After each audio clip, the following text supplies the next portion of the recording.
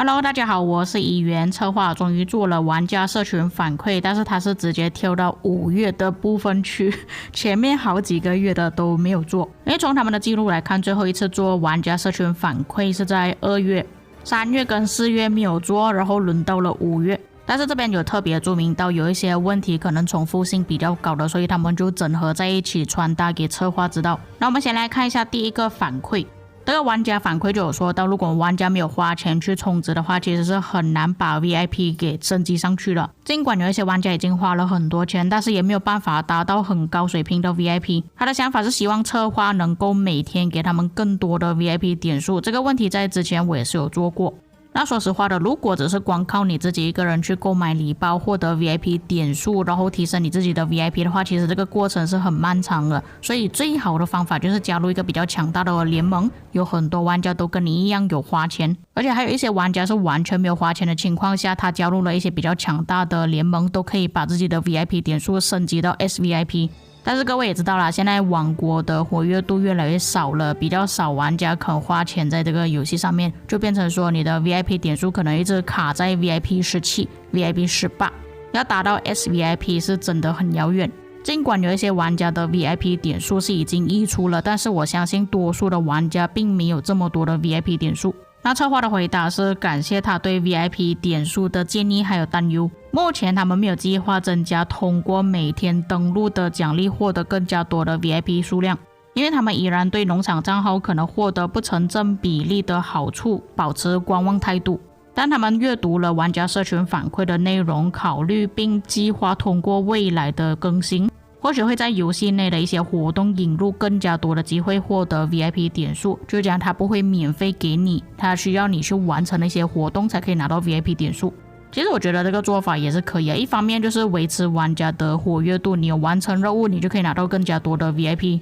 反正目前他们完成一些活动之后拿到的一些奖励都是垃圾，所以我觉得或许他们给一些 VIP 点数，玩家可能还会比较开心一点。不过我觉得他们给的 VIP 点数应该也不会太多啦，所以大家也不要期望太高。第二个反馈是说到快速回城了，现在快速回城已经加入新的水晶科技里面了。这位玩家说，尽管这个快速回城是为了提高生活的质量，但是对玩家来说这个是一个不公平的优势。对于那些花了很多钱的玩家来说，这一点我就不太明白了，在讲什么东西了。因为反正如果你要快速回城的话，你也是要花宝石，也就是说要花钱啦。而且那个技能应该没有多少玩家会去开启吧，就只有那些真的是钱很多的玩家才会去开启。就算是有花钱的玩家，我觉得都会考虑一下，因为快速回城要消耗的成本还蛮高的。策划回答他们知道快速回城的一些担忧，不过目前他们还是保持观望态度啊，看之后玩家使用了有什么反馈他们再改进，因为暂时还不知道有什么问题嘛。如果很多玩家都觉得说这个快速回城有问题的话，可能他们就会移除掉，又或者会做一些改动。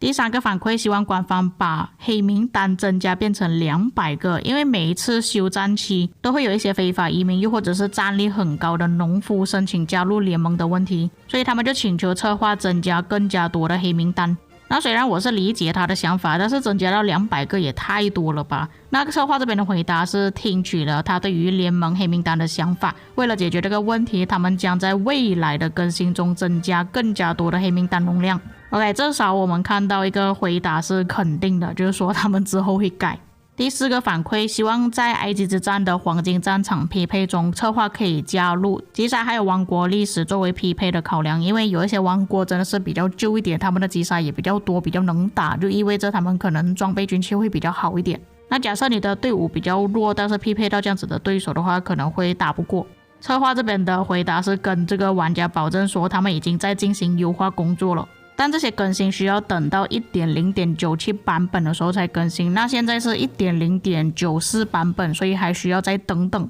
在这个期间之内，他们会稍微调整埃及之战的匹配算法，会把击杀、战力还有其他的匹配因素纳入考量，大概是这样子。但是我严重怀疑这个游戏的匹配系统一直以来都有问题啊，不管是埃及之战也好，还是 KVK 也好，总是遇到一些 不是很适合的对手啊，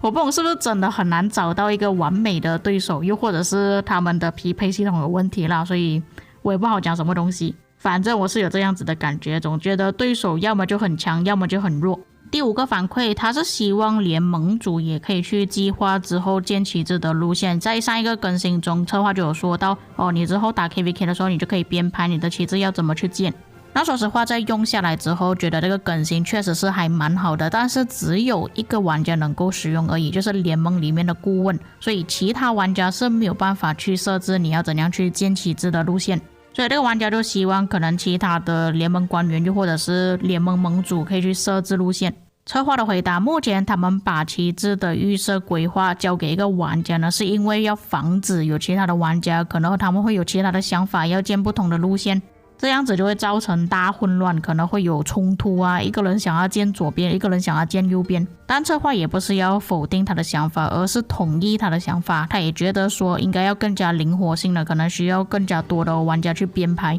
所以他们考虑在未来的更新中增加自定编辑的权限来优化这个功能，就是说有可能可以让盟主其他的官员去编辑，但是只能1位玩家去编辑而已，不能同时间多位玩家去编辑，避免造成冲突，也可以降低被干扰的风险。所以他们暂时的考虑是这样子啦。那我觉得这个想法还蛮好的，不然全部东西都丢给顾问的话，他的压力会很大，他的工作量也会变得很多，所以大家一起分担的话会比较好一点。下一个反馈，相信大家应该都是有看过啦，因为在之前的影片中我也是有说过，这个玩家希望他们打完 KVK 之后的赛季回顾能够分享给其他的玩家，这个对移民来说会有很大的帮助。就比如说你想要移民去某一个王国，如果对方跟你要求说想要看你的以往记录的话，你就可以直接分享给他，这样子会比较快比较方便。策划的回答是认同他的说法的，他说如果可以分享的话，将会有比较多的用处，所以他们考虑做联盟级别的数据分享，就比方说你的管理层可以看到这个玩家的表现怎么样，